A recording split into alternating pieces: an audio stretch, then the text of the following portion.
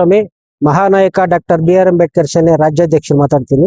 ಇವತ್ತು ಏನು ನಾವು ಮಾದಿಗ ಸಮಾಜದ ದಲಿತ ಮುಖಂಡರು ಅಂತ ಹೇಳ್ಕೊಂಡು ನಾವು ಇವತ್ತೇನು 35 ವರ್ಷಗಳಿಂದ ಮೀಸಲಾತಿ ಪರವಾಗಿ ನಾವು ಹೋರಾಟ ಮಾಡ್ತಾ ಇದ್ವಿ. ಆ ಒಂದು ಮೀಸಲಾತಿ ಪರವಾಗಿ 24ನೇ ತಾರೀಕು ಸರ್ಕಾರ ಏನ್ ನಮ್ಗೆ ಆದೇಶ ಮಾಡಿದೆ ಅದು ನಮ್ಗೆ ವಿಫಲವಾಗಿದೆ ಅಂತ ಹೇಳ್ಬಿಟ್ಟು ನಾನು ಹೇಳಕ್ ಇಷ್ಟಪಡ್ತೀನಿ ಇವತ್ತು. ಯಾಕಂತ ಹೇಳಿದ್ರೆ ಸದಾಶಿವ ಆಯೋಗ ವರದಿಯಲ್ಲಿ 6% ಬರ್ಬೇಕು ಅಂತ ಹೇಳಿ ವರದಿ ಕೊಟ್ಟಿದ್ರು. ಮಾಧುಸ್ವಾಮಿ ವರದಿಯಲ್ಲಿ ನಮ್ಗೂ 6% ಬರ್ಬೇಕಂತ ಕೊಟ್ಟಿದ್ರು. ಮತ್ತೆ ಏನ್ ಇವತ್ತು ನಾಗಮೋಹನ್ ದಾಸ್ ಅಂತ ವರದಿ ಮಾಡಿದ್ರು, ಅದ್ರಲ್ಲೂ ನಮ್ಗೆ 6% ಬರ್ಬೇಕಾಗಿತ್ತು.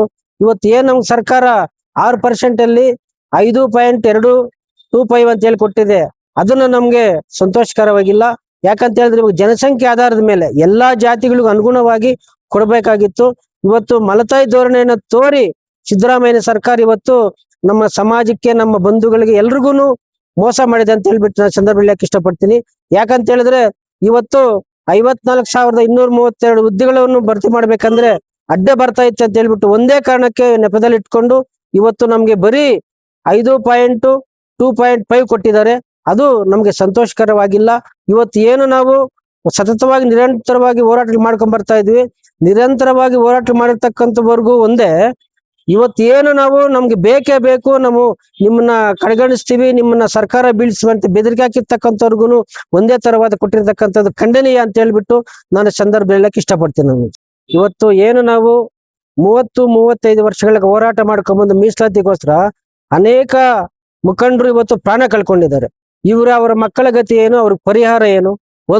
ಒಂದ್ ಕಡೆ ಆದ್ರೆ ನಮಗೆ ಏನ್ ಇವತ್ತು ಎಡಗೈ ಸಮಾಜದ ಸಚಿವರುಗಳು, MLAಗಳು ಅಲ್ಪ ಮತದಲ್ಲಿ ಇರೋದ್ರಿಂದ ಇವತ್ತೇನು ನಮ್ಗೆ ಸೋದರತ್ವ ವಹಿಸಿರ್ತಕ್ಕಂಥ ಬಲಗೈ ಸಮಾಜದವರು ಸುಮಾರು ಒಂದು ರಾಷ್ಟ್ರ ಮಟ್ಟದಲ್ಲಿ ಇರ್ಬೋದು, ರಾಜ್ಯ ಮಟ್ಟದಲ್ಲಿ ಇರ್ಬೋದು, ಶಾಸಕರು ಇರ್ಬೋದು, ಸಚಿವರು ಇರ್ಬೋದು, ಅವರ ಒಂದು ಮಾತು ಕೇಳ್ಕೊಂಡು ಅವರ ಮಾತಿಗೆ ಬಣಿದು ಇವತ್ತು ನಮ್ಗೆ ಮಾಡಿರ್ತಕ್ಕಂಥ ದ್ರೋಹ ಅಂತಕ್ಕಂಥ ವಿಚಾರ ಇವತ್ತು ಎಲ್ಲಾ ಮುಖಂಡರು ಗಮನಕ್ಕೆ ತಂದಿದೀವಿ.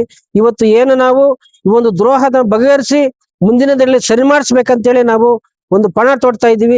ಆ ಒಂದು ವಿಚಾರಕ್ಕೆ ಇವತ್ತು ಏನು ನಮ್ಗೆ ಮಾಡಿರ್ತಕ್ಕಂಥ ದ್ರೋಹ ಸಿದ್ದರಾಮಯ್ಯನವರು ಅಂತ ಹೇಳಕ್ಕೆ ನಾನು ಇಷ್ಟಪಡ್ತೀನಿ.